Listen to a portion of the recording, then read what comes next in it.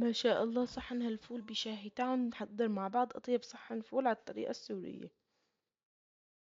بما إنه أجواء ممطرة وأجواء شتوية، شو بدنا أحسن من صحن فول باليوم الإجازة. خلونا نحضر مع بعض أطيب صحن فول بالطحينة. شايفين هون صحن الخضرة، عندي بندورة وفجل وبقدونس ونعناع، بس الأخضر طبعا. حطيت تقريبا هون عصير ليمونة، ومعلقتين من عصير ليمونة أو ليمونة ونص، ومعلقتين من الطحينة، ونص علبة من اللبن. خلطتهم كتير منيح مع بعض مثل ما لكم شايفين عندكم.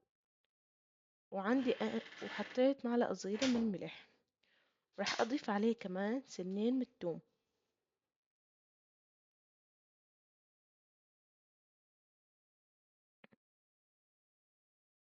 راح أضيف الكمون والبابريكا الحمراء، طبعا حلوة.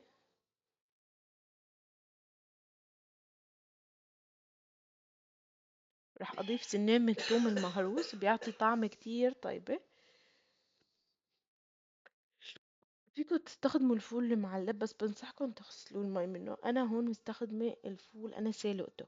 إذا بدكم انتو تسلقوه، بتنقعوه قبل بليلة كاملة، تسلقوه بطنجرة الضغط، بياخد معكم ساعة ونص. حطوا ربع معلقة كربونات بيكربونات الصوديوم، بس أهم شغلة تنقعوه ليلة كاملة وتكبوا المي وتسلقوه.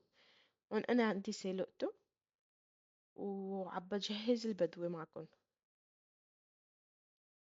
شايفين قوامه كيف؟ عن جد ولا أطيب من هيك، ولا فول النجمة.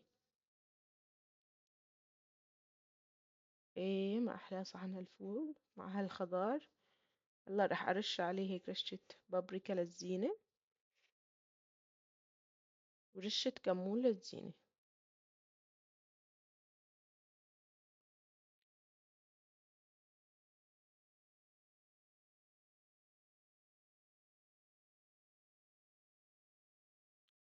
عندي هون رشة البندورة ورشة البقدونس والنعناع على الوش.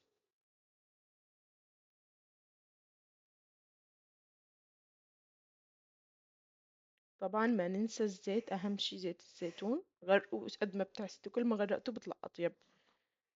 وجنبه البصل الاخضر والفجل، يا سلام ولا اطيب من هيك. بدفي وبيعطي، بتحس كل اليوم شبعان، لانه بالشتا بناكل كتير.